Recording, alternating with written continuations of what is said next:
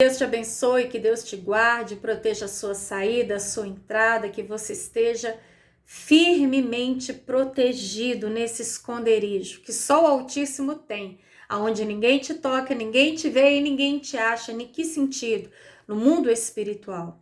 Quando você está guardado em Deus, o inimigo não lhe toca. É Deus quem dá as ordens. É Deus quem determina. Assim como foi na história de Jó.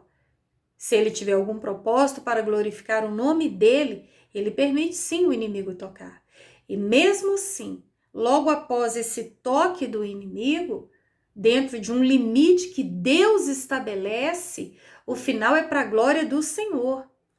Nem sempre entendemos o porquê das lágrimas, das dificuldades. Sabe quando você fica procurando onde você errou? Que você tenta encontrar, meu Deus, o que eu fiz de errado? Me ajuda, me mostra, eu quero me redimir, eu quero pedir perdão se for preciso, eu quero perdoar, eu quero acertar, eu quero fazer aquilo que é certo. E muitas vezes a gente não encontra as situações que a gente não entende no momento. Mas lá na frente, Deus vai te permitir entender o porquê, o para quê, o propósito. Nada é por acaso. Tudo tem um porquê e um para quê. Tem um versículo lá em 28, Romanos, que fala que todas as coisas cooperam para o bem daqueles que amam a Deus, para o bem daqueles que foram chamados segundo o seu propósito. Porque os pensamentos dele não são os nossos. Porque os planos dele são muito maiores do que os nossos. Enquanto a gente está enxergando o aqui e o agora, o Deus que é eterno já viu lá na frente. É por isso que nós precisamos buscar, orar, clamar, adorar, servi-lo, exaltá-lo por quem ele é, mais do que aquilo que ele pode oferecer com as suas mãos. Porque Deus, ele se revela àqueles que o buscam. Pessoas hoje em dia que estão confusas, sem saber o que fazer, que decisão tomar.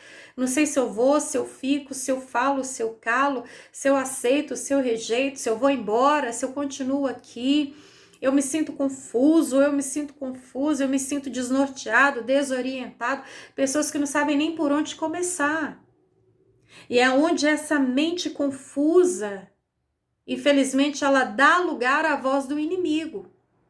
Porque a pessoa ela se sente tão oprimida a ponto de aceitar a primeira proposta, a ponto de confiar na primeira porta que se abre.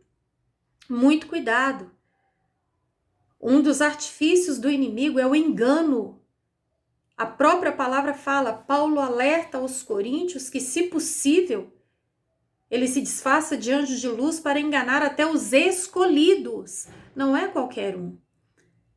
O inimigo não vai derrubar quem já está caído, ele vai derrubar quem está lutando para estar de pé na fé. Porque o que nos sustenta é a nossa fé em Deus. O Senhor declara que o justo não anda por vista, mas ele viverá pela fé. Porque sem fé é impossível agradar a Deus. Viver pela fé é loucura. Você fala com Deus que você nunca viu, nunca tocou, nunca ouviu, como você ouve a minha voz. Você crê em algo que humanamente é impossível de se tornar real. Você confia nessa palavra, sem conhecer o Deus que inspirou essa palavra. Eu não vi Jesus ser crucificado na cruz. Eu não consigo ver o Espírito Santo. Eu nunca vi a Deus, ao qual eu creio e eu sirvo há muitos anos. Mas você quer um exemplo bom para você entender um pouquinho a respeito disso? O vento. Você vê o vento? Vê o vento. Tô falando ver a árvore balançando, a roupa balançando no varal, não. Aquilo ali é a árvore, é a roupa que tá balançando, mas você vê o vento? Você toca o vento? Tocar? Segurar? Você retém? Você ouve? ele é palpável? Mas existe, não existe? O ar que respiramos. Você consegue ver ele entrar pelas suas narinas? Você toca o ar? Você ouve o ar? Você retém o ar? Tira o ar que respiramos para ver o que acontece. Eu me lembro que, principalmente nos principais e mais terríveis momentos da pandemia, e eu me lembro até melhor no caso de Manaus, que lá foi uma coisa terrível. As pessoas postando vídeos desesperadas, precisando de oxigênio. Pessoas pagando rios de dinheiro num cilindro de oxigênio, disputando oxigênio, chorando, pedindo, apelando, implorando, se humilhando, gritando, desesperadas. As pessoas tentando respirar um ar que não vemos, não tocamos, mas se tirar, acabou, é morte. Assim é Deus. Basta crer, basta confiar. Assim é a oração. É você falar com Ele sem ver. É você crer sem ver. E muitos que infelizmente, eu tenho que ver para crer, estão perecendo nas suas razões. Mas Deus te chama para crer, para confiar, para chamar por Ele, para se entregar a Ele. E quando você começa a buscar, mesmo sem ver, sem tocar, Ele começa a agir de uma forma extraordinária na sua vida. Pessoas que, eu não acredito. Mas você já buscou ter um relacionamento íntimo com Ele através da oração? Você já tirou tempo para mergulhar nessa palavra? Você crê nela? Você confia? Quando você passar a confiar e acreditar, a sua vida nunca mais será a mesma. Ele tem me transformado como da água para o vinho todos os dias. Por quê? Porque eu tenho buscado nessa fonte.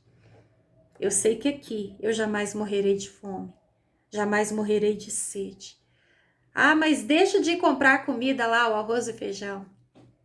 Deixa de pagar a Copasa para ver se você vai ter água.